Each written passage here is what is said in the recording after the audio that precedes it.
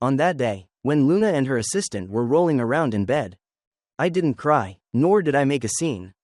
In fact, I brazenly brought home 3 top female influencers. Luna returned, her face flushed. And as soon as she opened the door, she caught sight of me having fun playing games with those girls. There was still a lipstick mark on my face. Evidence of a lost penalty. Her eyes instantly turned red, her voice trembling. "Daniel, don't you love me anymore?" I slightly curled my lip. A cold smile. "The Daniel who loved you is dead.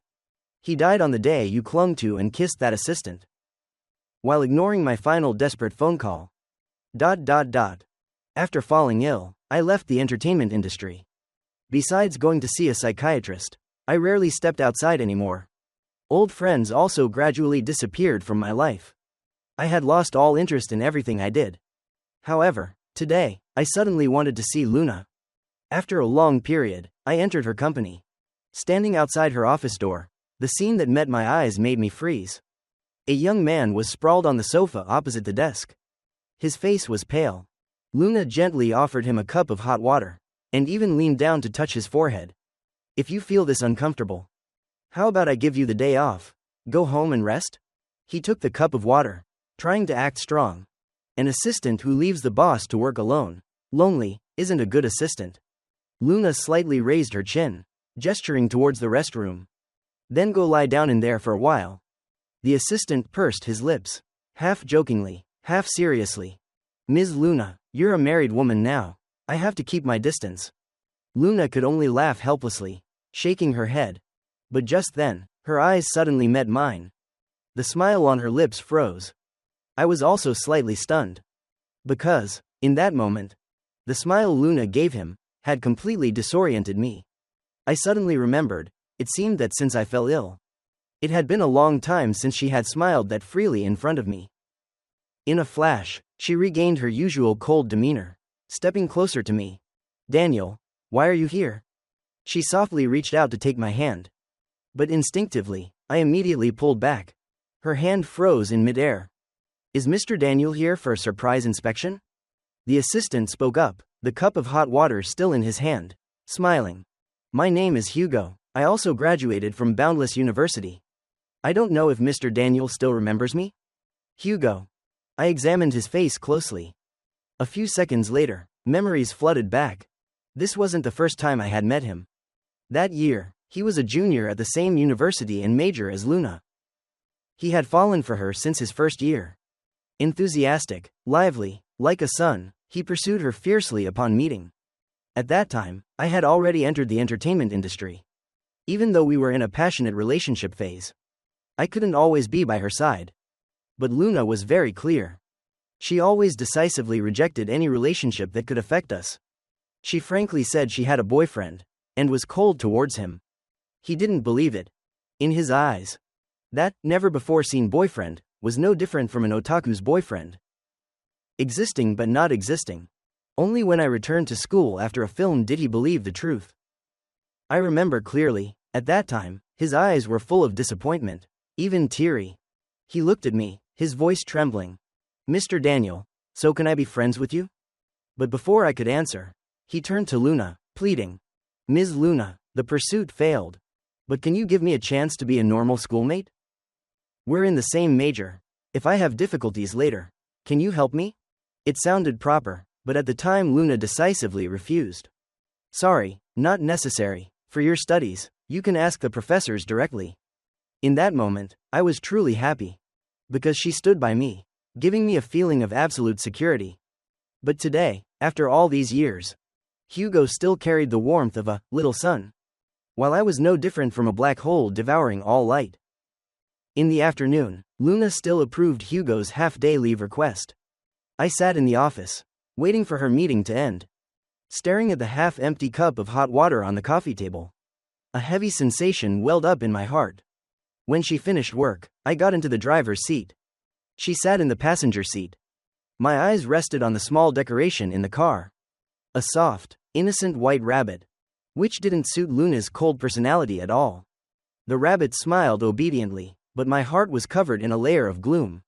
"So, Hugo has graduated too?" I let the words slip out. Luna softly hemmed, explaining. He graduated last year and applied to the company right after school. The company was short-handed at the time. And I also appreciate his ability, so I hired him. She tried to reassure me. But the more I listened, the more I felt like something was being concealed. My scarce energy for today flickered out. I didn't have the strength to question further. I just leaned my head against the car window, watching the scenery outside rush past. Perhaps, a sick person like me, even if she told me over and over again today, you don't need to feel secure, I wouldn't be able to feel it anymore. Because, ever since I saw that smile, the smile she gave someone else, I had personally dragged us both into my gloomy darkness. We still slept in each other's arms, still ate breakfast opposite each other as before. But between the two of us, there seemed to be an invisible barrier. Unnameable. Luna's smile in front of Hugo kept lingering in my mind. How long has it been since she smiled so freely in front of me like that? It was I who dragged her into this misfortune. I wanted to change. Our wedding anniversary was in a few days. Perhaps I could use a bouquet of flowers, a birthday cake, or a cup of coffee, a pot of chicken soup that she always mentioned, to tear through that invisible curtain. So, on our anniversary, I called her. Luna, today I bought a bouquet of roses, a birthday cake, stewed a pot of chicken soup, and even brewed coffee. So, can you come home early and have dinner with me? Luna probably didn't expect me to suddenly be so enthusiastic. She was silent for a moment before quietly saying, Tonight, there's urgent work. I have to work overtime. But I'll be home before midnight. I've prepared your gift. Wait for me, Daniel. Hearing that, I was stunned. It took a long time before I could answer. I'll wait for you. I hung up the phone, sitting quietly in the flickering candlelight. On the table, the vibrant bouquet of roses, the sweet birthday cake, the fragrant pot of chicken soup. But none of it could bring me even a little joy. Only endless darkness wanted to engulf me. Finally, I picked up the pot of chicken soup, took the birthday cake, held the bouquet of roses tightly, and walked out. I had to go to her. Going to her, maybe I would escape the darkness. Escape the dead silence. Escape this feeling of powerlessness and suffocation. I drove through the night, to the underground parking lot of Luna's company. As soon as I arrived, I saw her hurriedly stepping out of the elevator. Before I could even get out of the car, she accelerated and drove off. She was in a great hurry. So hurried that she abandoned the urgent work that required overtime. Then surely, there was something more important. Either to go home and drink the chicken soup I cooked, or to eat cake with me, or to be with me on our anniversary. I immediately drove after her. If she was going home, I couldn't let her wait too long. But in less than 5 minutes, I realized that direction was not the way home. The deeper the night, the greater my anxiety grew. I vaguely guessed the truth. But in my heart, I still stubbornly struggled. Maybe I'm just overthinking. Maybe, since falling ill, I could no longer control my emotions. I stepped on the gas, clinging close behind Luna's car, staring at its taillights. Several times, an extreme thought flashed. Why not just directly crash into her car? To perish together. No matter how cruel the truth is, I won't have to face it anymore. An intersection, the yellow light was flashing. I didn't slow down at all. From the right side, a large truck sped toward us. If I ran the red light, I could push both Luna and me under the truck and die together. Dead. I won't have to face this bloody reality anymore. Until crash. A shocking sound. The piercing truck horn pulled me back to reality. I flinched, quickly hitting the brakes. Motherfucker, don't you want to live? If you want to die, don't drag others along. Outside the window, the curses of another driver echoed in my ears. I woke up with a start. My heart pounded wildly. Cold sweat broke out. I slumped over the steering wheel, gasping for breath. I couldn't help but mock myself. Indeed, my illness is severe. Even the thought of seeking death is so vicious. The green light came on. I tried to suppress all the terrifying thoughts, continuing to drive and follow her. Until she stopped in front of an apartment building. Hurriedly getting out of the car, she walked and made a phone call. Hold on a little longer. I'm taking you to the hospital right away. I stood still. watching her help a small, pale, weak assistant. She was worried, anxious, only focusing on the person in her arms, without noticing me at all. The motion sensor light on the stairs turned on and quickly went out, leaving darkness to engulf everything. I sat down at the landing on the 13th floor, muttering, "Happy anniversary, Daniel." Each step descending felt heavier than ascending, as if I was walking, step by step, deeper into hell, where there was only a dark abyss, with no way out. In my heart, a demonic voice whispered, "Jump. Jumping from here will end everything. You won't have to walk alone like this anymore. Wait for Luna to bring her little assistant home. Maybe she'll conveniently pick up your corpse too." I only regretted the cake, the roses, and the chicken soup. I closed my eyes. I lifted my foot. Just one missed step, and I would be free. Ting. A phone notification echoed in the stairwell. Suddenly, I froze, standing silently in the darkness for a long time before opening my eyes and turning on my phone. The first message from Luna. "Daniel, there's urgent work. I can't make it back on time. I'm sorry." I stared at the two words, "Daniel," on the phone screen. Finally, I still walked, step by step, down the stairs. Afterward, I gave the cake, roses, and the pot of chicken soup in the car to a homeless person by the road. Then quietly went home, alone. Insomnia had become my normal state since falling ill. I was used to it. I stayed awake until 2 in the morning. Finally, Luna came home. She went into the bathroom first. When she embraced me from behind, I heard her whisper in my ear, "I'm sorry." Sorry for what? Sorry for not making it back before midnight? Or sorry for having someone more important than me, making me climb 13 flights of stairs alone? I tossed and turned until morning, still unable to understand. Only, when I saw her wake up, I quietly said, "Luna, don't let Hugo be your assistant anymore. Can you please let him leave the company?" Luna's hand, which was stroking my hair, suddenly froze. After a long silence, she finally whispered, "Okay." She agreed without me needing to explain the reason. But I didn't feel any joy at all. After Luna left for work, I sat by the floor-to-ceiling window, staring blankly at the plane trees outside the yard for the whole morning. It wasn't until the alarm on my phone rang that I realized it was noon. I had given the chicken soup to the homeless person last night, but I was still insistent that Luna should drink that bowl of soup, as if it could mend the relationship between us. So, I took the trouble to cook another bowl, and brought it to her company. But the office was empty. The secretary stammered that she was out on business and would return soon. I just nodded, and sat down in Luna's chair. First, my medication was running out, and it was time for a doctor's visit again. But that kind of medication had no effect. My mind was still chaotic and blurry as before. I just sat there blankly, until the office door was pushed open. Looking up, I saw the person walking in. It was Camilla. It wasn't until she mistakenly called my name that I vaguely recognized her. She was Luna's college roommate, also a longtime best friend, and a business partner. She came to find Luna. I said, "Luna isn't here." Camilla nodded, but didn't leave. She sat down on the sofa opposite me, and slowly said, "I know she went to the hospital. The little assistant from yesterday had a stomach hemorrhage and had to be hospitalized. She went to visit him." My hand resting on the table slightly trembled. In my heart, a new crack seemed to tear open. Camilla sighed again. Since the company got on track, the business has developed rapidly, and the social engagements have also increased. The assistant often followed us to entertain clients. His stomach was completely ruined. Then she let out a small laugh, continuing, "Indeed, since he was hospitalized, the whole company feels like something is missing. Before, after working until we were completely exhausted every morning, all it took was a lunch break, where Luna and I ate with him, and we felt revitalized. He, with that lively, cheerful personality, is truly a little son, a happy heart. I genuinely enjoy being around him." So this was the reason Luna always smiled radiantly when she was with Hugo. It turned out, in their eyes, he was a little son. He was their light.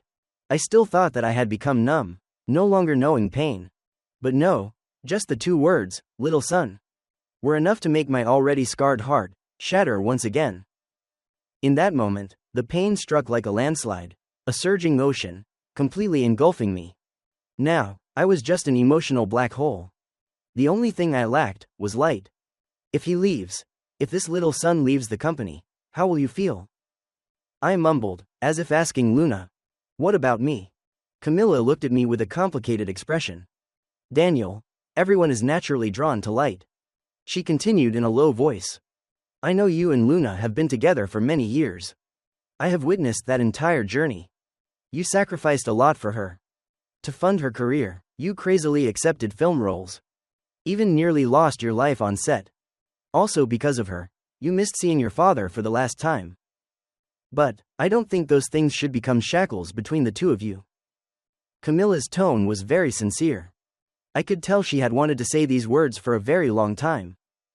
With every word she spoke, my heart was torn a little more. That year, to earn more acting fees, I took on roles maniacally. But I became too immersed in the roles, unable to escape. The emotions of joy, sorrow, resentment, and anger from countless characters clung to me. Slowly, I became ill. After I became ill, my father's death followed soon after. The continuous shocks worsened my condition. I only knew I was sinking in pain. But in the eyes of others, it turned out she was also trapped in those shackles. Also suffering. After you fell ill, she not only had to worry about the company, but also had to take care of you. I am her friend, I saw everything. Saw her rushing around frantically. Saw her mood growing heavier day by day. I know how miserable her life has been during this time. There were times I thought she would destroy herself. Camilla paused, looking directly into my eyes. Until Hugo appeared. Do you understand? When she's with you, you are the one who needs Luna to take care of you. But when she's with Hugo, she is the one who is pampered. In the workplace, Hugo is her right-hand man. Ting. A phone notification echoed in the stairwell. Suddenly, I paused, standing silently in the darkness for a long time before opening my eyes and turning on my phone. Luna's first message. Daniel, there's urgent work, I can't make it back on time. I'm sorry. I stared at the two words, Daniel, on the phone screen. Finally, I still walked, step by step, down the stairs. Afterward, I gave the cake, roses, and the pot of chicken soup in the car to a homeless person by the road. Then quietly returned home, alone. Insomnia had become my normal state since falling ill. I was used to it. I opened my eyes and waited until 2 in the morning. Finally, Luna came home. She went into the bathroom first. When she embraced me from behind, I heard her whisper in my ear. I'm sorry. Sorry for what? Sorry for not making it back before midnight? Or sorry for having someone more important than me, making me climb 13 flights of stairs alone? I tossed and turned until morning, still unable to understand. Only, when I saw her wake up, I quietly said, Luna, don't let Hugo be your assistant anymore. Can you please, let him leave the company? Luna's hand, which was stroking my hair, suddenly froze. After a long silence, she finally whispered, Okay. She agreed without me needing to explain the reason. But I didn't feel any joy at all. After Luna left for work, I sat by the floor-to-ceiling window, staring blankly at the plane trees outside the yard for the whole morning. It wasn't until the alarm on my phone rang that I realized it was noon. I had given the chicken soup to the homeless person last night. But I was still insistent that Luna should drink that bowl of soup. As if it could mend the relationship between us. So, I took the trouble to cook another bowl, and brought it to her company. But, the office was empty. The secretary stammered that she was out on business and would return soon. I just nodded, and sat down in Luna's chair. First, my medication was running out, and it was time for a doctor's visit again. But that kind of medication had no effect. My mind was still chaotic and blurry as before. I just sat there blankly, until the office door was pushed open. Looking up, I saw the person walking in. It was Camilla. It wasn't until she mistakenly called my name that I vaguely recognized her. She was Luna's college roommate. Also a longtime best friend, and a business partner. She came to find Luna. I said, Luna isn't here. Camilla nodded, but didn't leave. She sat down on the sofa opposite me, and slowly said, I know you went to the hospital. The little assistant from yesterday had a stomach hemorrhage and had to be hospitalized. She went to visit him. My hand resting on the table slightly trembled. In my heart, a new crack seemed to tear open. Camilla sighed again. Since the company got on track, the business has developed rapidly. And the social engagements have also increased. The assistant often followed us to entertain clients. His stomach was completely ruined. Then she let out a small laugh, continuing. Indeed, since he was hospitalized, the whole company feels like something is missing. Before, after working until we were completely exhausted every morning, all it took was a lunch break, where Luna and I ate with him, and we felt revitalized. He, with that lively, cheerful personality, is truly a little son, a happy heart. I genuinely enjoy being around him. So this was the reason Luna always smiled radiantly when she was with Hugo. It turned out, in their eyes, he was a little son. He was their light. I still thought that I had become numb, no longer knowing pain. But no, just the two words, little son, were enough to make my already scarred heart shatter once again. In that moment, the pain struck like a landslide, a surging ocean, completely engulfing me. Now, I was just an emotional black hole. The only thing I lacked was light. If he leaves, if this little son leaves the company, how will you feel? I mumbled, as if asking Luna, what about me? Camilla looked at me with a complicated expression. Daniel, everyone is naturally drawn to light. She continued in a low voice. I know you and Luna have been together for many years. I have witnessed that entire journey. You sacrificed a lot for her. To fund her career, you crazily accepted film roles. Even nearly lost your life on set. Also because of her, you missed seeing your father for the last time. But, I don't think those things should become shackles between the two of you. Camilla's tone was very sincere. I could tell she had wanted to say these words for a very long time. Every word she spoke, my heart was torn a little more. That year, to earn more acting fees, I took on roles maniacally. But I became too immersed in the roles, unable to escape. The emotions of joy, sorrow, resentment, and anger from countless characters clung to me. Slowly, I became ill. After I became ill, my father's death followed soon after. The continuous shocks worsened my condition. I only knew I was sinking in pain. But in the eyes of others, it turned out she was also trapped in those shackles. Also suffering. After you fell ill, she not only had to worry about the company, but also had to take care of you. I am her friend, I saw everything. Saw her rushing around frantically. Saw her mood growing heavier day by day. I know how miserable her life has been during this time. There were times I thought she would destroy herself. Camilla paused, looking directly into my eyes. Until Hugo appeared. Do you understand? When she's with you, you are the one who needs Luna to take care of you. But when she's with Hugo, she is the one who is pampered. In the workplace, Hugo is her right-hand man. I completely dissolved into the desolate wind, blending into the cold rain. The next time I woke up, I was in the hospital. The nurse handed me my phone, saying that I had managed to drag my injured body up from the mountainside to the roadside, stopped a passing car, and was then taken to the hospital. But I had no memory of it. The doctor said that my wound healed miraculously. Otherwise, I probably wouldn't have made it to the hospital. But I didn't know the reason why. After the visitors left, I picked up my phone with the cracked screen and charged it. The phone was surprisingly durable, not broken, and could still power on. But there were no missed calls from Luna. The desperate call I made to her last night was like a stone sinking into the sea. However, at this moment, I didn't feel heartbroken at all. I even laughed foolishly. It was as if, after a near-death experience, the illness that had tormented me for so long suddenly vanished.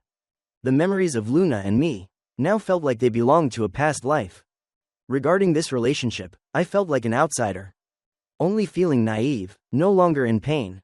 And that naivety was not because of Luna and me, but because of the person I used to be. I am the me of the past, before falling ill. The me when my parents were still around. The me who was not yet trapped in the relationship with Luna. The me who could live more freely than anyone else.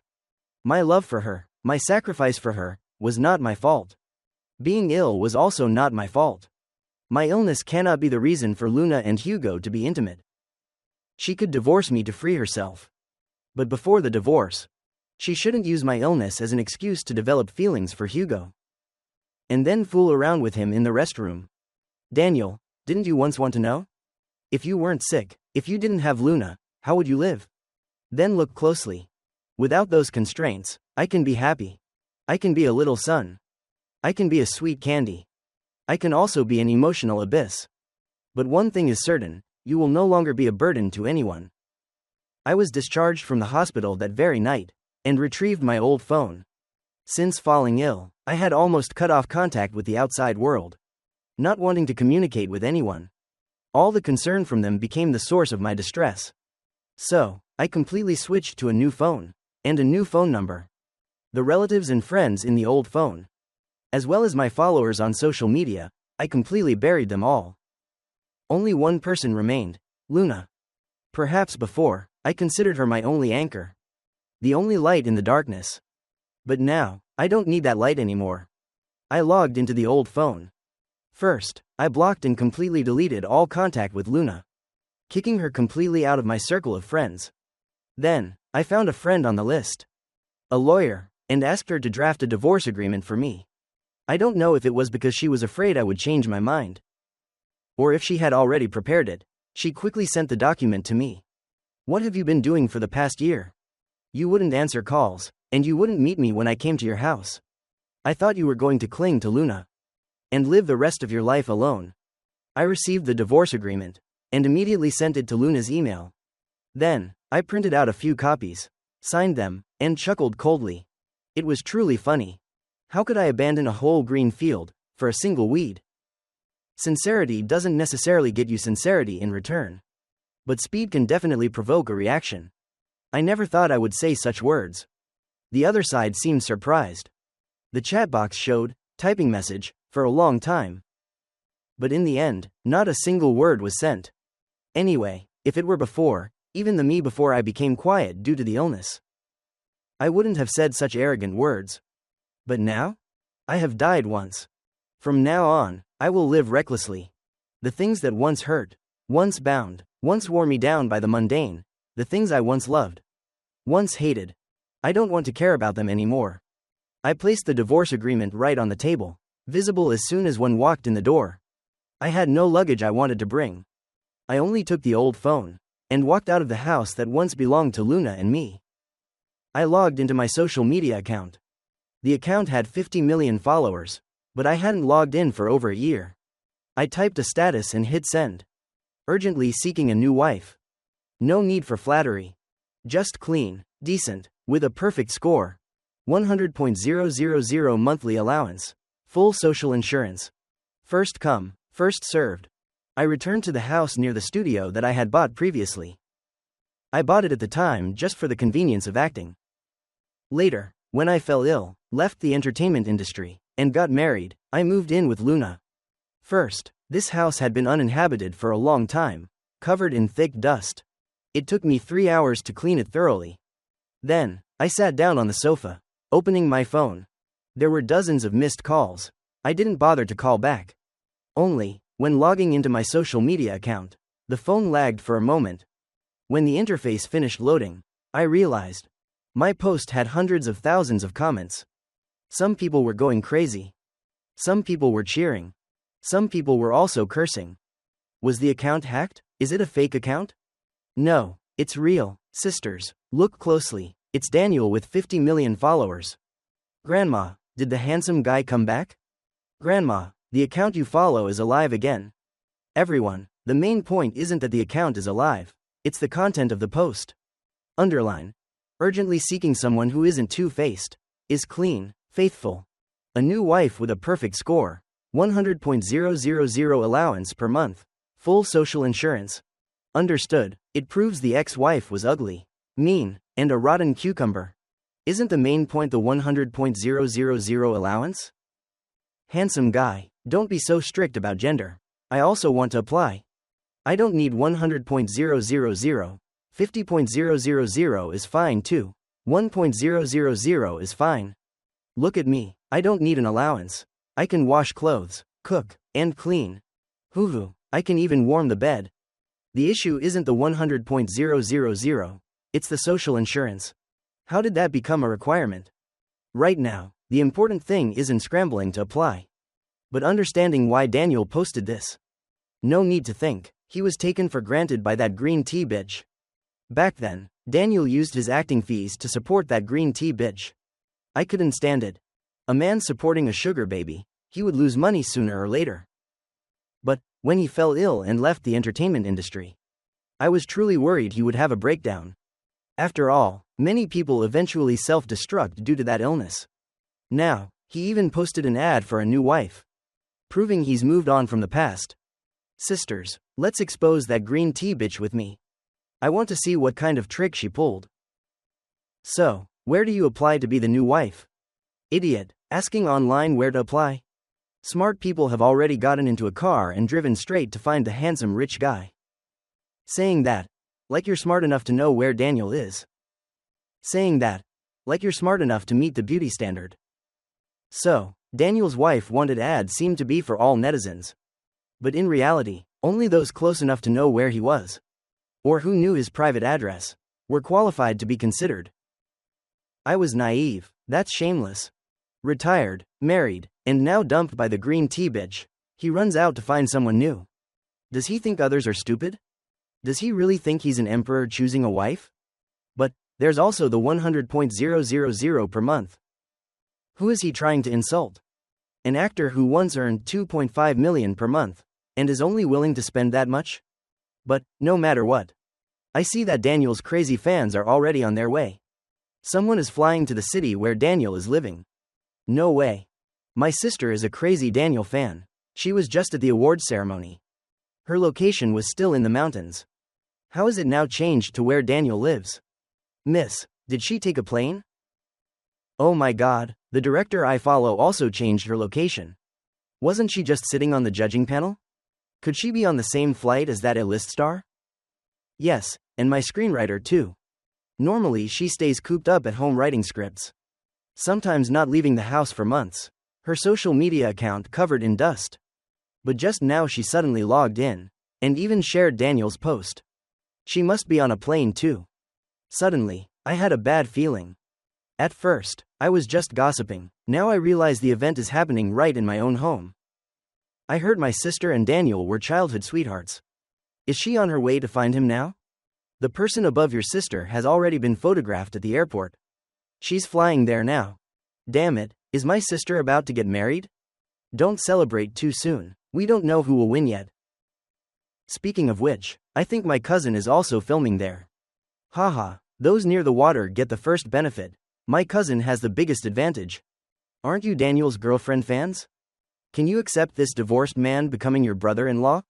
I really don't know whether to cheer my sister on to hurry up, or advise her to stop. So many celebrities are dropping their work and flying there.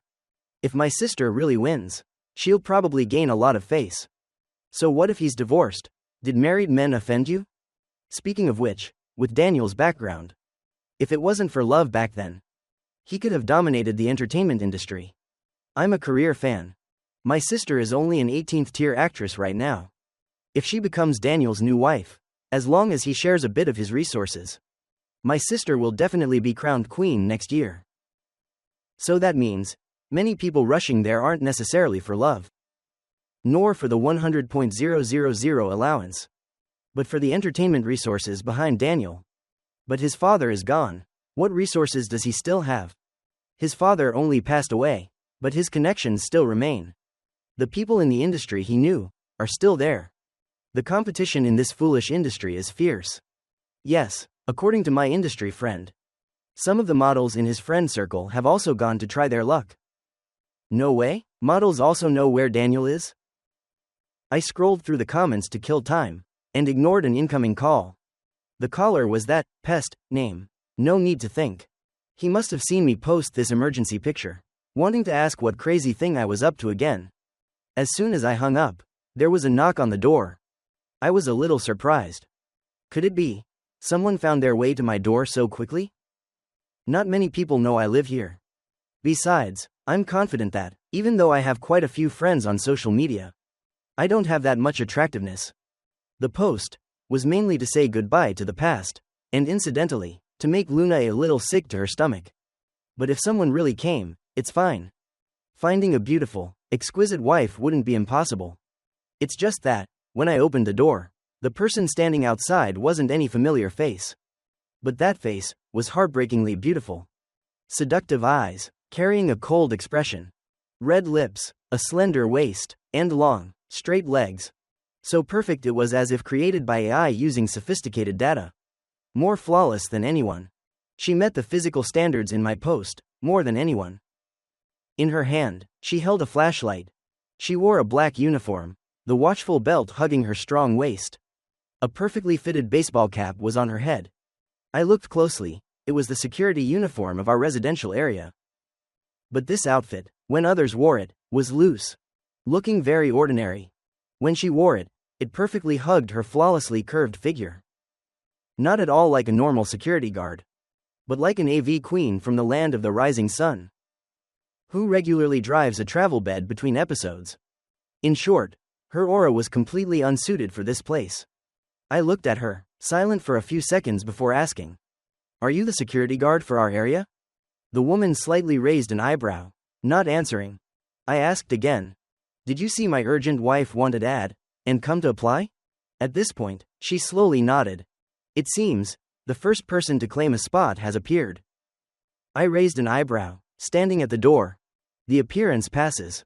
Sweet talk, cleanliness, perfect score in female virtues. How do you plan to prove that? Her clear, crystal-like eyes locked onto me for a few seconds, like a bewildered robot. Then suddenly she leaned down and kissed me. It was just a light kiss, like a dragonfly touching the water. Like a brand new product, just reaching maturity. Sweet or not, only a taste will tell. It doesn't cost anything. I felt she was teasing me. She looked younger than me, but didn't seem like someone who had just reached adulthood at all. This sudden kiss also wasn't something a newly matured person could do. But it didn't matter. Beauty is enough. Being able to save face in front of Luna is enough. Consider it hiring a fraud. I looked up. What's your name? Maria. I nodded. 100.000 monthly allowance. I decide when it ends. You have to be available at all times to cooperate with my performance. Maria obediently agreed, without any objections, while I was still hesitating whether to invite her in or not. A commotion suddenly erupted outside the door. I looked in the direction of the sound, seeing two people standing under the lamppost in front of my yard gate. One person slightly curled the corner of their mouth. Queen Sophia. The trophy you just received isn't even warm yet, and you rushed here already? Aren't you afraid of getting thirsty and gaining weight, or breaking it? The other person looked gentle and graceful, but concealed a sense of distance and coldness. Director Vatina also didn't dare to delay for a second, abandoning her position as a program judge, and flying thousands of miles to get here. If a trophy isn't a pity, why would you be afraid of breaking it? Yes, moreover, I also want to bring the trophy to an old friend. Look here, Queen Sophia, it turns out you only came to find an old friend? What a coincidence, I came to find my husband. Could you please move aside? Director Vatina must be joking. I arrived first. It should be you who moves aside for me. The two of them argued fiercely right in front of the gate, nipping at each other's heels, neither willing to yield. I don't know how much force they were using. I only knew that the yard gate was rattling violently under their hands, feeling like it would be ripped apart in the next second, splitting into two pieces and tumbling to the ground. However, before the gate could fall, another person appeared. That person seemed surprised, with hands in pockets, half covering their face, walking over with a leisurely demeanor. Then, they calmly wedged themselves between the two intensely confronting people, as if they wanted to directly crash into the gate, and rush straight into the yard. But before they could even touch the gate, their hands were grabbed by Sophia and Director Vatina, one on each wrist. Still trying to play the trick of the third party benefiting. Screenwriter Vatina? You look as soft and fragile as a blushing maiden. But why are you so thick-skinned, and your schemes so deep? Screenwriter Yu, who was tightly restrained, still put on an innocent look. Why would the two of you think that? I heard Mr. Daniel intends to make a comeback, and I plan to write a tailor-made script for him. I just came to discuss the script. The words were as smooth as steeped tea, perfectly justifiable. But they were all thousand-year-old foxes playing the game of strange tales of a lonely studio. Brother, choose me, I'm super sweet. While the three people were grappling, another person suddenly appeared on the other side, shouting loudly towards my house, and rushing straight closer. That person obviously saw the three big shots blocking the gate, decisively ignoring the main entrance and spread their legs to jump over the fence next to it. But as soon as one foot landed in the yard, someone grabbed their collar from behind.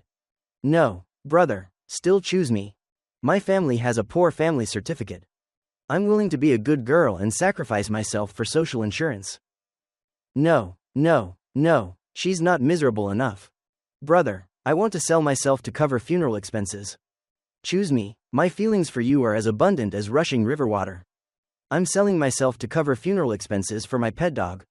HMPH, I'm selling myself to cover funeral expenses for ants. HMPH, HMPH, HMPH, liar, shameless and without morals. The foot that stepped into the yard first is mine. You are outrageous and unreasonable. You are cold-blooded and crazy. In front of the yard gate, a chaotic clamor rang out to the heavens. The long-legged beauties who arrived later started grabbing each other's collars, grappling, choking, pulling hair. The three directors, actress, and screenwriter were also locked hand in hand, no one willing to back down. Brother, don't you dare step into the yard. Brother, Daniel, say something. I stared wide-eyed at the scene in front of me. This atmosphere was somewhat like an Asura's battleground. But it wasn't over yet. A nanny van slowly stopped right in front of my house gate. The car door opened, and a pair of long legs in leather shoes stepped out. The newcomer slightly curled the corner of his mouth, took off his sunglasses, his captivating, seductive eyes looking at me full of affection. Daniel, don't be so obsessed with gender. If there were fans here, they would definitely recognize him right away. A-list male star, Lopez. The one who constantly said he was busy, didn't want to hold concerts, always maintained a high and mighty demeanor, now also appeared. I walked out from the shadow of the entryway, feeling both amused and helpless. One after another, they came here. All of them top stars, A-list actresses, and top beauties. They all came because of me. For 100,000 yuan a month? Impossible, they are incredibly rich, they don't need that money. Or for the title of my new wife. That also doesn't make sense. There are plenty of handsome men around them. They wouldn't need to fight over a title like this. It can only be because, from the words I wrote, they felt I wasn't doing well. So they came to support me. This is the Daniel from before he fell ill. Daniel once lived brilliantly, and once helped many people. So when I withdrew into my shell due to illness, they still came without hesitation. Even after many years of not seeing each other, they could still face mountains of daggers and seas of fire for me. My eyes welled up, and I stepped out into the yard. Maria was behind me, I was backlit. I opened my mouth intending to say something, but finally only managed one sentence. I'm sorry, the first spot is already taken. But, everyone has come all this way. It's been a long time since we gathered. To celebrate my rebirth, how about coming inside for some tea? Playing some mahjong, giving out some red envelopes, and playing a few rounds of werewolf? That evening, the hot search exploded again. Newly risen actress, social insurance pulls hair with a group of female models. Famous screenwriter and top director fight for flowers. Bruised faces. Former A-list actor, the flower finally falls into the hands of a security guard. I have to say, netizens certainly know how to create sensational headlines. By the time the online frenzy gradually died down, it was already a week later. At this point, I was still playing mahjong, being cleaned out of my money by the group of beautiful men and women squatting in my house. They were all friends before I got married, fell ill, and left the industry. But at the mahjong table, they truly had no humanity whatsoever. I had already lost several times 10,000. Are you all crazy? Doesn't anyone have work to do? What's with squatting at my house all day? I was still complaining, when there was a knock on the door again. My face was covered in IOUs and lipstick marks, and I shuffled to open the door. As soon as I opened the door, I saw Luna, with the little assistant standing behind her. She looked sincere, while Hugo kept clicking his tongue, feeling unlucky. My luck at the mahjong table was already bad, and this time I was definitely going to lose again. I pulled a long face, my tone mocking. Hello, Wife, back then. You and your little assistant went on a honeymoon from abroad. Huh? Daniel. Before Luna could speak, Hugo frowned, took a step forward, and stood in front of her. Mr. Daniel, although there is nothing between Ms. Luna and me, I know, my existence has caused you pain. Therefore, you are always wary, always wanting to fire me. For the sake of your relationship, I can accept that. I can even offer an apology for the unintentional harm I've caused you. But I am only Ms. Luna's assistant. Our trip abroad this time was legitimate work, clear and above board. I went along because this cooperation project is very important and cannot be temporarily entrusted to someone else. I was afraid the new assistant wouldn't be familiar with the work. So I pleaded with Ms. Luna to let me go. I'll only leave after the contract is finalized.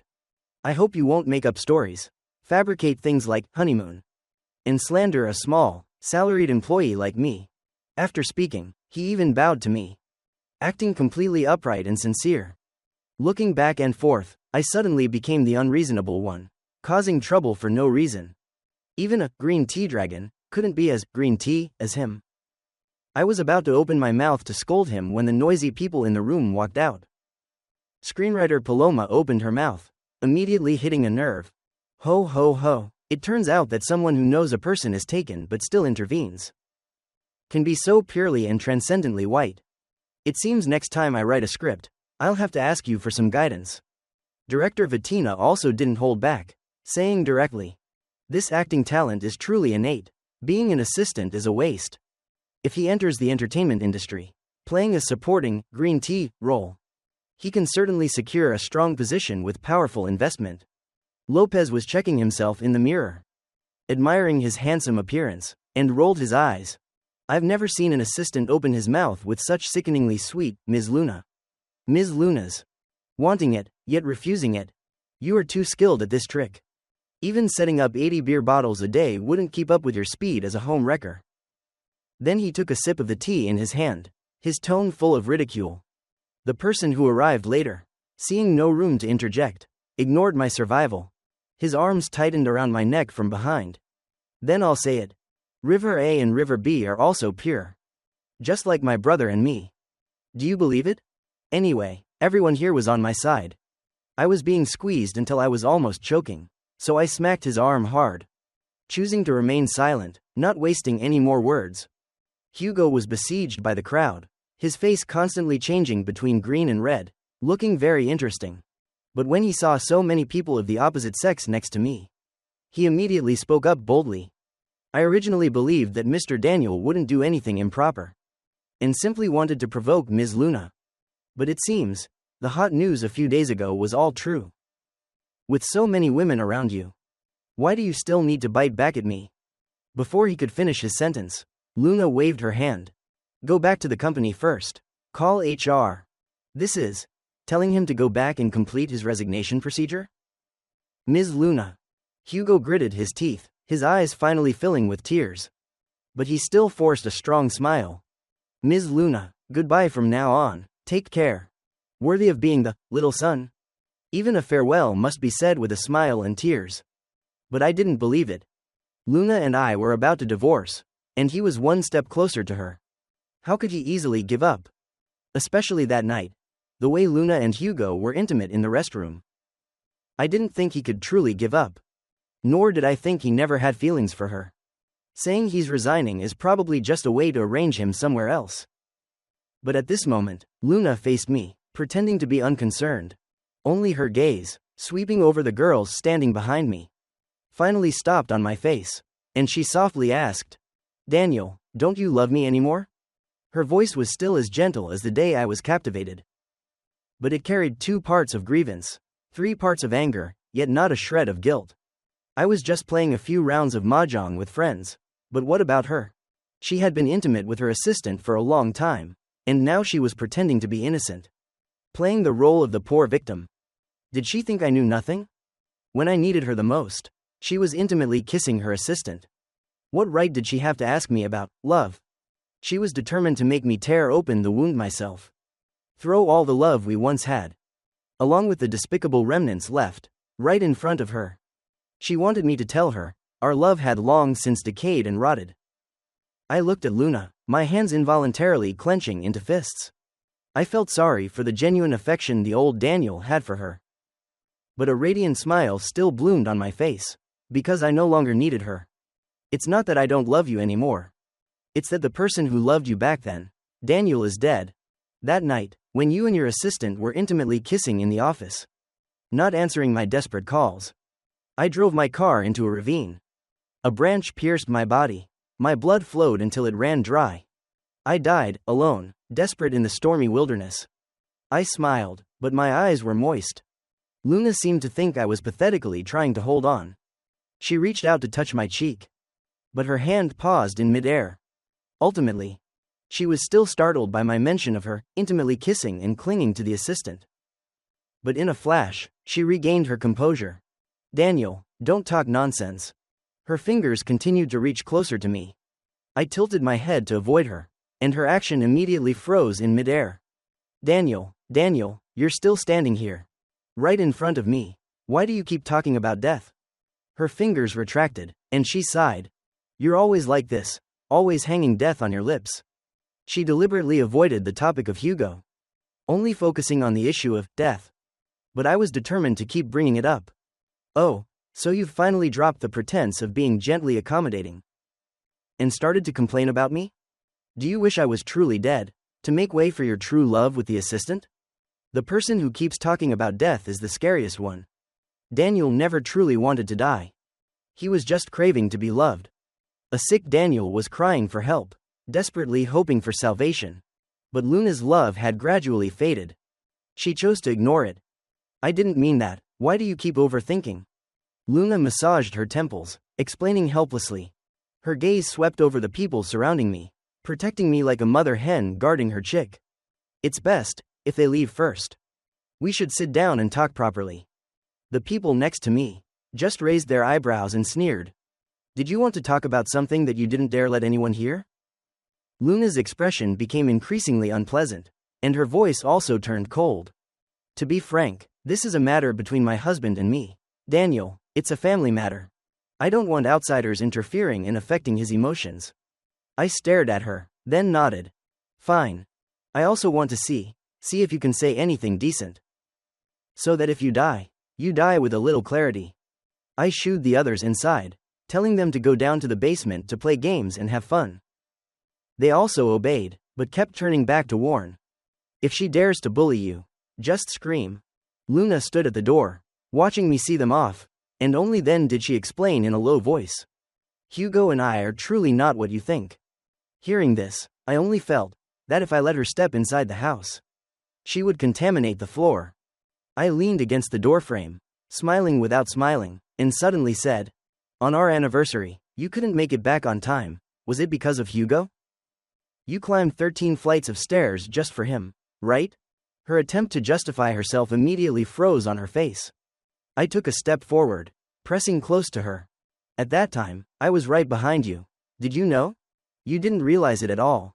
I saw you frantically running upstairs, heartbrokenly helping him to the hospital. Do you remember? When was the last time you panicked over a boy? ... Memories suddenly flooded back. My eyes heated up. It was when we were sophomores in college. That day, there was an earthquake at the school. You disregarded everything, rushing into the male dormitory, running against the flow of people, climbing 10 floors to find me. We met on the 5th floor staircase. You rushed over and hugged me tightly, your fingers clasping my hand tightly. Step by step, pulling me down. In the chaotic crowd, I only saw you. I still clearly remember the warmth from your palm. At that time, I naively thought that nothing in this life could ever separate us. But then, on that anniversary day, I personally saw you lose control, because of Hugo. I tore at her heart piece by piece, forcing her to look directly at herself. Do you dare to say you've never had feelings for him? Never favored him, even a little? Never had, even a tiny spark of affection for him? At all? No. Luna interrupted me loudly, urgently, panicked. As if a strong denial would make everything disappear. I turned on my phone, scrolled to Hugo's personal page post, and held it up in front of her. Then, what about the night you went on a business trip? What did you and Hugo do in the restroom? Didn't you sleep together? I scrolled through each post, each photo, showing them to Luna, sitting next to each other on the plane. The VIP double room. The shadows of two people under the streetlights. Each detail was ambiguous. How much did you indulge him? Step by step, you gave in. The dating habits you used to have with me are now repeated with your little assistant. And yet now, you still stand in front of me, saying the two of you are pure? Daniel. Luna's face was ashen. Her eyes were red-rimmed. Her thin lips slightly moved a few times. But in the end, she could only reluctantly speak in a dry voice. Daniel, I can explain. That night I was just drunk. It was him who wanted to hold my hand. To make his words more credible, Luna reached out to pull me. I immediately put my hands in my pockets, unwilling to let her touch me. I coldly interrupted her next sentence, the one where she intended to say that she mistook Hugo for me. How disgusting, what bad luck. I sneered, my tone full of sarcasm. Drunk? You were still able to get an erection while drunk? Drunk but still remembered to bring condoms for 7 days? And watched fireworks, and kissed passionately. That's really scary. Drunk, but still capable of doing so many unavoidable things? I glared, my voice sharp. To put it bluntly, you merely used alcohol as an excuse to cross the line yourself. Daring to do things you wouldn't normally do, just with the word, drunk. Do you want to wash away all the betrayal, both physically and mentally? I looked directly into Luna's eyes, remembering the obedient, lovely woman I once loved deeply. And now, all that remained before me was a deceitful, shameless, despicable liar. Luna was flustered. She had never seen me scrutinize and target her like this. In a panic, she pulled me into her arms, hugging me almost desperately. But her voice contained a plea. Daniel, do you really want to sentence me to death just because of this? That day he was discharged from the hospital. I had just returned from entertaining clients. I truly was momentarily confused. And the matter abroad was also just because I felt guilty toward him. Can I have one more chance? I laughed, even with a hint of madness. You said it was because you were drunk. Because of guilt? Then what about after you sobered up? How many times did I call you that night? Did you answer? During the 7 days you were on a business trip, my friends and I were on the hot search for a whole week. Did you ask about me even once? I lowered my voice, each word as sharp as a knife. You used the business trip, just to avoid everything related to me. With an assistant, not a lover. But more than a lover. Enjoying a business trip together. Not a honeymoon, but more than a honeymoon. It wasn't until you got home and saw my divorce papers that you realized my departure. How ridiculous. I took a deep breath, my eyes icy. Luna, whether you admit it or not, the truth is, you always avoided me. You avoided the negative emotions that my illness brought, and indulged in the lighthearted joy that Hugo provided. Our relationship has long been incomplete. I smiled bitterly, remembering what Camilla once said. Everyone has a tendency toward refraction. I only pulled you into the abyss. While Hugo, a little son, like him, is the one who suits you. Since that's the case, why don't we set each other free? Luna was desperate, trying to appeal to our years of affection to soften me. Daniel, after all these years of our relationship, can you really bear to throw it away? I pushed her away, stepped back 2 paces, and entered the main door. But my words were unforgiving. Precisely because it's been so many years, I must let you go. Jong Luna, our relationship was too long, too pure. To the extent that I cannot tolerate any blemish. I don't want every minute and second I spend with you in the future to remind me of Hugo and feel disgusted. I took a deep breath, my voice hoarse. Thank you for enduring my illness all these years. But I cannot endure the filth between you and Hugo. I looked at her one last time. Then, I resolutely slammed the door shut, completely blocking her outside. I will not forgive. I will not turn back. Sign the divorce papers, and send them to me as soon as possible. The door closed. I was silent for a moment, then contacted the stranger who had saved me during the car accident. I offered a high price to buy back the dashcam video, the scene of my injured body. Crawling to the roadside to flag down a car for help. And the full HD video he recorded, just in case I later filed a false claim for compensation. That person asked me, when is the right time to post it online? I smiled faintly. When the time comes, you'll know. After dealing with that, I went to the game room. Lopez glanced at me. Your technique for insulting people is not good. I'll make you a collection of insults someday. I almost bowed. Please, Lopez, publish a book. But I prefer taking action over talking, so it doesn't matter if I don't learn how to insult. What I wanted was never the feeling of satisfaction after venting, but to accumulate Luna's sense of guilt. After dinner, a few of the top stars finally had to end their vacation to go back to work. They were worried that I would be alone at home and overthink things. So director Vatina dragged me to their film set as a guest. The filming location was right near my house. Screenwriter Paloma specifically emphasized before leaving that she would quickly write a script that suited me best. Actress Xiao also said she would clear her schedule, trying to become my female lead. The model sisters whined and begged, wanting me to choose one of them to be the first to shoot a magazine cover with me. And Lopez clung to me, making me promise to attend his next concert to show support. As payment for the collection of insults, I could only continuously nod in agreement, remembering everything. The mesmerizing beauty, the always mysterious Maria, had no requests at all. She just quietly followed me, saying she would be my assistant and tutor, taking care of me every hour of every day.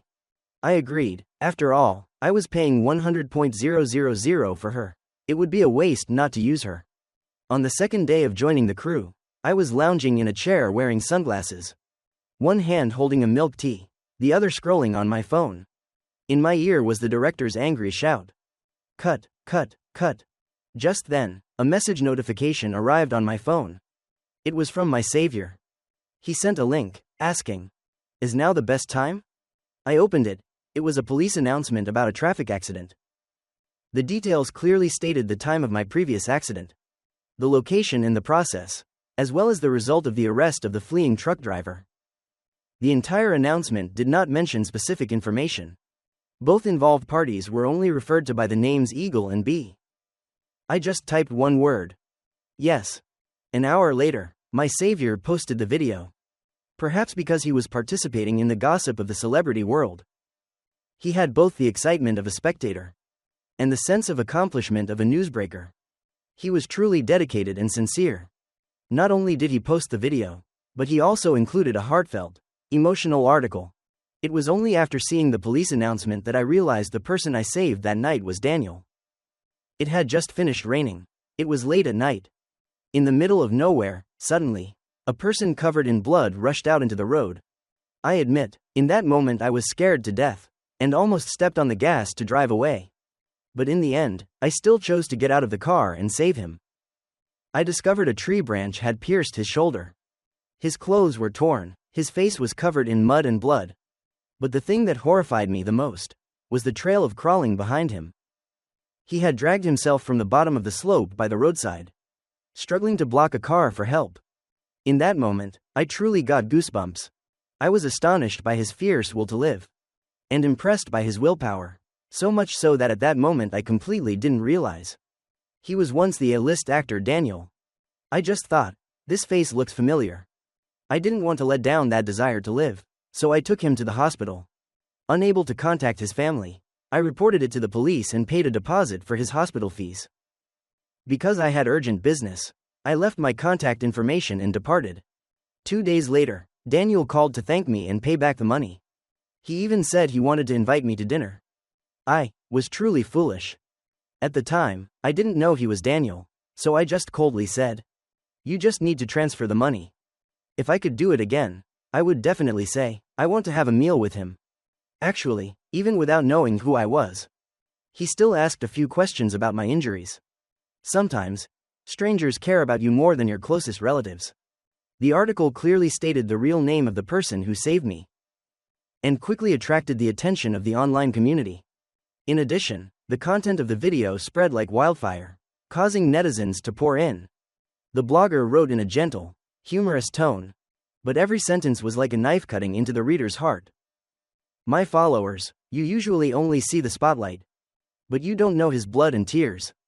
It turns out the person in the tunnel accident, Eagle, is our Daniel. How much suffering he has endured in places we can't see. From beginning to end, no family member appeared, other than this kind blogger. the doctor and the nurse. Everything was shouldered by Daniel alone. He, alone, in the middle of the night in a desolate place, crawled from the cliff to the road for help. Admitted to the hospital alone, discharged alone, paid the bills alone, returned the favor alone. It wasn't until he woke up that someone took action. The words angered netizens. No wonder he wants to recruit a new wife. A wife who disregards her husband's life and death like that. Why keep her? A netizen exclaimed. His appearance is like an eagle with blood-stained wings, flying through the storm. Defeated, but not yielding. He embodies a mixture of all sorts of personalities, a conflict that shakes the soul. But it's truly too tragic. Covered in blood, still desperately fighting for life. I am both touched and heartbroken by the loneliness when he was fighting for his life. And at that time, where was that bitch Luna? Someone immediately pulled out the news to compare. At the time Daniel was admitted to the hospital, she and the assistant had already flown abroad. I don't dare to confirm, but I always feel there's something shady between the two. Another person chimed in. Wait, listen to the leaked 120 emergency call recording. Daniel was treated with indifference and perfunctory responses by the temporary staff. In the end, he still had to rely on himself. I was furious after listening to it. Although the staff member publicly apologized and was fired, netizens were still not placated. This should at least be classified as intentional attempted murder. It's infuriating. I sat sipping milk tea, reading all those comments, when the snowflakes started pouring in to defend me. My heart, which had been frozen, unconsciously warmed up. I finished the last sip, threw the empty cup into the trash, and whispered, Luna, when you realize that the call you coldly ignored was me calling for help, when will you come find me to repent? That afternoon, she actually appeared at the film set, holding a box of gold, symbolizing an apology. But I didn't meet her. I only glimpsed her from afar. Her hair was messy, her dark circles were heavy, and her eyes were bloodshot. I had only seen that distressed look once. When her startup company encountered difficulties, just before I invested money to help. She stood there all day. I asked director Vatina, don't you find her standing outside the set like this very unsightly? Why don't you chase her away? Vatina only chuckled. If she likes to stand, let her stand. It would be best if there was a heavy rain. That would highlight her deep affection. The two words, deep affection, made me almost spit out my milk tea. On the second day, she came again, carrying a bouquet of hyacinths with a similar meaning. Until the fifth day, it actually started to pour rain. Luna was still stubbornly standing there, performing a drama of profound love. I stood under the eaves, watching her from afar. Maria handed me a black umbrella. I gently shook my head. Soft-hearted? How could I be? It's just that, she really is quite beautiful. No wonder the past me was so infatuated. Even though she was haggard and drenched in rain, it couldn't hide her exquisite features. What a pity. This beauty can't be eaten instead of rice. On the contrary, they can only harm people. I was nearly dead, and I never saw her soften. She just stood in the rain once. What is there for me to be moved by? Only when she is like the past me, nearly dead once. Will I believe that she truly repents from the bottom of her heart? But compared to being soft-hearted towards her, I might as well take advantage of this time. While her remorse for me still lingers, to do what I need to do. I opened the black umbrella and walked towards Luna. She moved her chapped lips, softly saying, Daniel, I'm sorry. I raised an eyebrow, calmly replying, if you really feel sorry, why not fill out the divorce papers quickly and give them to me? My finger gently brushed away a rain-soaked flower petal in her arms. Then I looked straight at her. Stop giving flowers, it's too ironic. The pain and despair of that night cannot be erased with just a bouquet of flowers. Frankly speaking, you also weren't obliged to answer my call. But at that time, I truly had died once. My soul, ridiculously enough, still hoped to see you one last time. But when I went to the company to find you, what did I see? I gave a cold laugh. On the bedside table was an opened condom wrapper. On the floor was my desperate call for help. And what about you? You were intimately kissing your assistant, ignoring everything. Did you think I only knew the truth from seeing Hugo's post? No, I saw it with my own eyes. Luna, you deliberately ignored my call, just to do that with Hugo. And when I woke up, I was alone, waiting to die in the heavy rain in the wild mountains. Do you know how desperate I was? You want to apologize to me? At least. You should personally experience the despair and pain I went through, and then you'll be qualified. That afternoon, on her way back, Luna intentionally drove her car straight into a tree by the roadside. She fractured her left leg. Perhaps this was her way of feeling the pain I once endured. She sent me a photo of herself after the accident, and messaged, "Daniel, has your pain lessened at all? Time cannot reverse what has happened. The pain that was once endured cannot be reduced. I only feel sorry for the innocent tree that was hit." But her self-harm proves that she feels guilty. I didn't reply. It was just a few days later. I went to the hospital where Luna was with Maria. That day, Luna was being discharged. But I wasn't there to visit her, I was with Maria. Going to the maternity ward. The maternity ward is on the second floor, and the orthopedic ward is on the third floor. As I was holding the examination paper and stepping into the elevator, I happened to run into Luna. She was in a wheelchair, and when she saw me, her eyes were slightly bewildered. Clearly, she didn't expect to run into me at the hospital. As for me, it was completely anticipated, and I just gave her a fleeting glance. Her family driver stood behind her, pushing the wheelchair. A bag of medicine was in his hand. Through the plastic bag, I saw inside were super strong painkillers. I heard that if taken excessively, they can cause mental confusion. Mother Lou was holding a thermos flask, head bowed. She constantly muttered, "Look at you, what a state you've gotten yourself into by torturing yourself. Come home with Mom, I've asked the maid to make you lamb trotters and bone broth." But she quickly realized that Luna was completely ignoring her. She followed Luna's gaze, turning towards me. Her expression froze for a moment, and when she recovered, she frowned and asked, "Why are you at the maternity ward?" After saying that, she deliberately glanced towards Maria standing behind me. I pretended not to hear, only adjusting my sunglasses before stepping into the elevator. Mother Lou also didn't want to bring embarrassment upon herself. She rolled her eyes and didn't say anything more. It wasn't until we were out of the hospital that Luna called out to me, "Daniel, let's talk." Just as I wished, we went to a park near the hospital, just the two of us. Luna clenched her fingers tightly, asking, "Can we truly not go back?" I stood in front of her wheelchair, looking down from above. My fingers loosened, and the examination paper fluttered down, landing on her head, her face, and then falling into her lap. Looking towards the distant lake, I lowered my voice and said, "We can't go back." Maria slowly drove the car to a stop in front of me. "Get in," she asked. "Where are we going?" I took off my sunglasses, there were no tears in my eyes. "To the film set, of course. Then, I'll find an opportunity to make Hugo actively seek me out, so I can confront him." 2 days later, the weather was gloomy, and the forecast said it would rain in the evening. I asked Maria about Luna's situation. She slightly lifted her eyes, having the situation clearly in the palm of her hand. She was blocked by her mother outside the old house and was not allowed to eat the lamb trotters and bone broth. The driver at the old house recently took leave to go back to his hometown. And her private driver only comes once every morning to bring her company documents. So it's inconvenient for her to go out. I nodded, smiling. I heard that the road to the old house has many large trucks running at night lately. The Yue Expressway nearby just opened, and many trucks like to take a shortcut through this route to get on the expressway.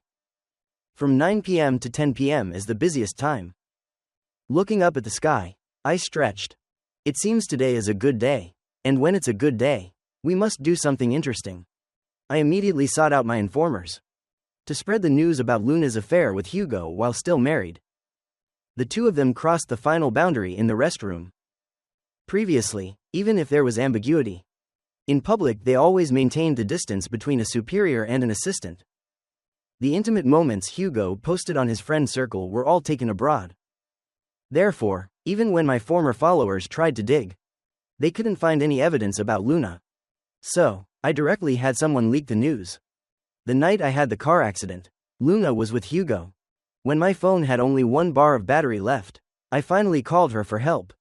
But you ignored it. Because at that time, you were busy with your assistant doing things only lovers do. You had no mind left to care about me. I also had people fabricate a few half-truths and half-lies. While I was hospitalized, someone had seen Luna and Hugo on a date abroad, dining together in a restaurant for couples, and watching fireworks by the river. All the news released had no photos or videos as evidence, just rumors. But precisely because there was no concrete evidence, some would struggle desperately, thinking there was still a chance to counterattack, only to fall into the abyss themselves. Previously, the video of my car accident was very hot. Now, as soon as this news was released, it instantly agitated the crowd. Those who were angry on my behalf cursed the scumbag in the third party, believing that it was, at the very least, a way to seek justice for me and vent their anger. Occasionally, a few people criticized me, saying I was making a fuss about the divorce and slandering the other party just to compete for assets. But I didn't care. I only opened Hugo's friend circle, seeing him frantically delete the posts that only I could view before.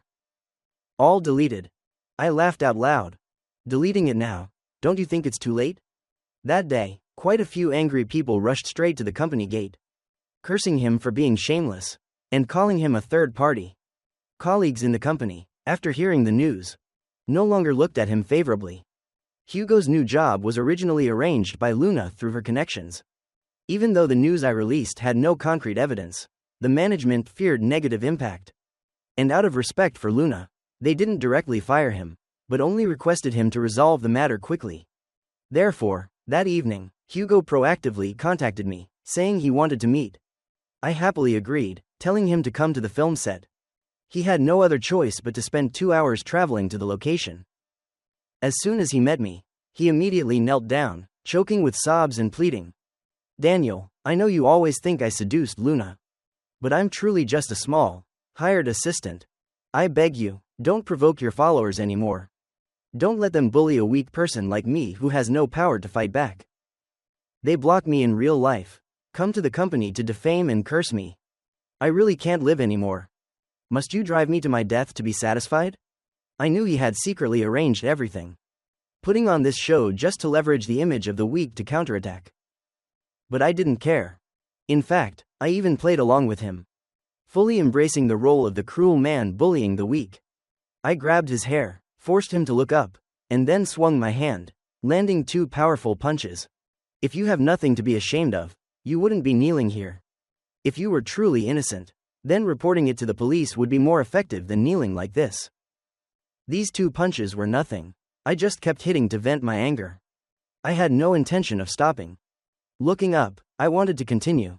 Hugo was completely caught off guard. He didn't expect me to strike so directly. In a panic, he had no mind left to act out the pitiful scene. Out of reflex, he immediately raised his arms and legs to fight back. There were many props on the film set, and collisions were unavoidable. During the struggle, he used all his strength to shove me hard towards a table. My waist and abdomen slammed directly into the corner of the table. In that instant, I completely lost my footing. I tumbled to the ground, my abdomen cramping with intense pain. I lay still on my back. Not far from where I lay, Vatina, who had been observing quietly, suddenly screamed and rushed towards me. Maria also hurried over.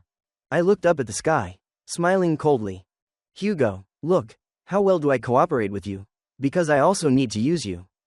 I was once again rushed to the hospital. Outside the window, thunder roared, and soon heavy rain poured down.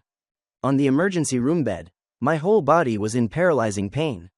In a daze, I seemed to be back on the night of the accident. That night, I was in terrible pain. Excruciating pain. Pain to the point of numbness. Pain to the point of losing all sensation. My body temperature was dropping constantly, and life was slowly draining away. But I was unwilling to yield. The person who betrayed this love was Luna. Yet, the person who had to die in agony was Daniel. How could that be? I struggled with my ravaged body, ignoring the mud and blood, and dragged myself to the roadside. Even I thought I was pathetic. Previously, when the nurse informed me, I had no memory of it. But in this moment, I remembered everything. Vaguely opening my eyes wide, finally, I could clearly see the hospital. On the electronic screen, the red numbers flickered, 9:30 p.m. I tightly gripped Maria's hand, continuously calling Luna's name. I wanted to see her. Reluctantly, Maria called Luna. She almost answered immediately, But instead of telling her to come right away, Maria asked, "It's raining. Does your broken leg hurt more?" Her voice was very calm, still in her familiar style. But in this situation, it sounded so acrimonious, sarcastically unpleasant. I could imagine on the other end of the line. Luna was angry but trying to restrain herself.